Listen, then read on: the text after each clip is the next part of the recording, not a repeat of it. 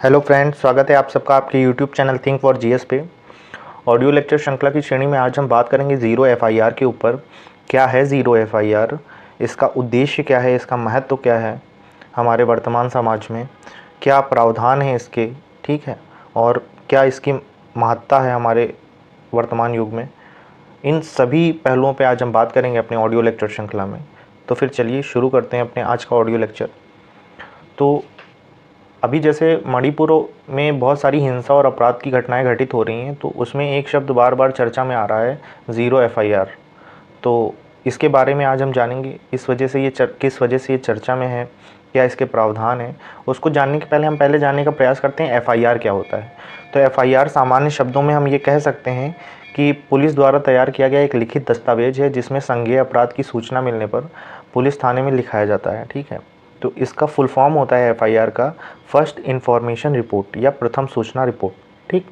इसके माध्यम से हम जांच प्रक्रिया का एक पहला कदम मान सकते हैं इसको किसी भी अपराध में, और ये जांच को गति देने में प्रदान करता है, एक खाका है पूरी तरीके से एक अपराध का। इसको सीआरपीसी की धारा 154(1) में वर्णित किया गया है एफआईआर को। तो ये हमारा कानूनी प्रावधान भी हो जाता है। अब हम जानने का प्रयास करेंगे कि ज़ीरो एफआईआर क्या होता है। तो ज़ीरो एफआईआर को हम ये कह सकते हैं, इसमें किसी भी पुलिस स्टेशन के क्षेत्राधिकार का महत्व नहीं रह जाता है, ठीक है। ये घटना कहीं पे भी घटित हो, एक प्रथम सूचना रिपोर्ट जो है किसी भी स्टेशन में दर्ज कराई जा सकती है, उसे ही ज़ीरो एफआईआर कहते हैं, ठीक, सरल शब्दों में। हालांकि पुलिस को ये लगे कि ये घटना जो है संज्ञेय अपराध के अंतर्गत आती है, इसके तहत वो ज़ीरो एफआईआर दर्ज कर सकता है। इसमें कोई नियत एफआईआर नंबर नहीं दिया जाता है।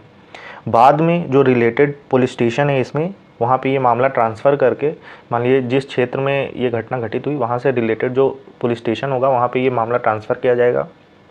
वहाँ पे नई एफआईआर दर्ज की जाएगी और एक एफआईआर नंबर निर्दिष्ट किया जाएगा वहाँ से, ठीक है। तो ये एक प्रथम कार्रवाई है जो कहीं पे भी हम लागू कर सकते हैं।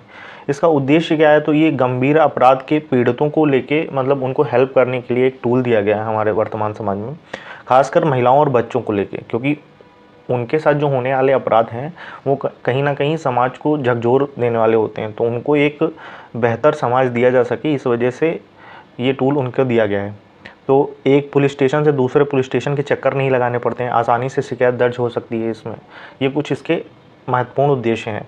और एक उसका उद्देश्य यह भी है कि जैसे मान लीजिए कोई घटना घटित होती है, तो उसमें जो गवाह और सबूत होते हैं उनके साथ प्रथमतः छेड़छाड़ ना हो सके, अगर समय व्यर्थ ना करना पड़े उसमें।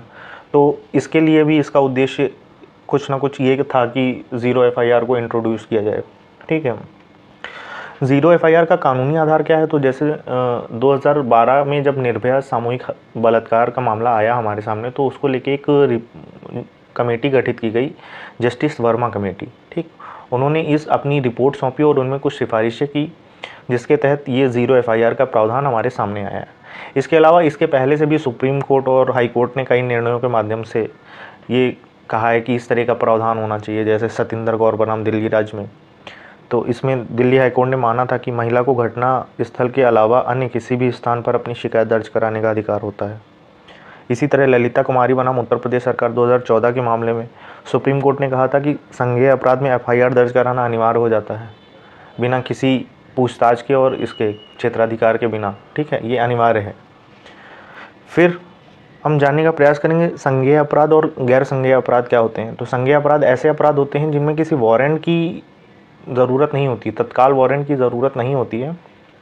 पुलिस को बस ऐसा लगना चाहिए कि ये अपराध जो है संज्ञेय श्रेणी में है और ये सामने वाला व्यक्ति अपराधी है, या उसको कुछ ऐसे सबूत जो शक के बिना पे हम गिरफ्तार कर सकते हैं इसके माध्यम से। इसमें हत्या, बलात्कार, चोरी, दहेज हत्या इत्यादि के मामले कई सारे आते हैं। फिर गैर संज्ञेय अपराध क्या होते हैं, ये ऐसे अपराध होते हैं जिनमें बिना वारंट की गिरफ्तारी संभव नहीं है। इसके साथ ही अदालत की अनुमति के बिना जांच भी नहीं की जा सकती है इसमें। जब तक हम वारंट नहीं लेंगे अदालत से या मजिस्ट्रेट से, तब तक हम इसमें जांच भी प्रारंभ नहीं कर सकते हैं, ठीक।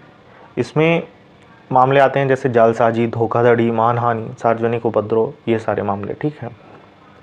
तो वर्तमान समाज में महिलाओं, बच्चों और अन्य सामाजिक हितों को देखते हुए इन्हें सशक्त बनाने के क्षेत्र में एक अच्छा कदम साबित हो सकता है।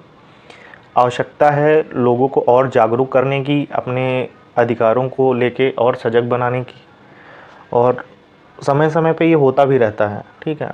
तो कहीं ना कहीं हमारा समाज अभी बहुत सजग नहीं हो पाया है, लेकिन वर्तमान सोशल मीडिया और इंटरनेट के दौर में ये चीज़ें लोगों तक पहुंचाई जा सकती हैं। उम्मीद करते हैं आपको ऑडियो लेक्चर श्रृंखला का ये अंक पसंद आया होगा। प्लीज़ वीडियो को लाइक करिएगा, शेयर करिएगा और सब्सक्राइब करिएगा।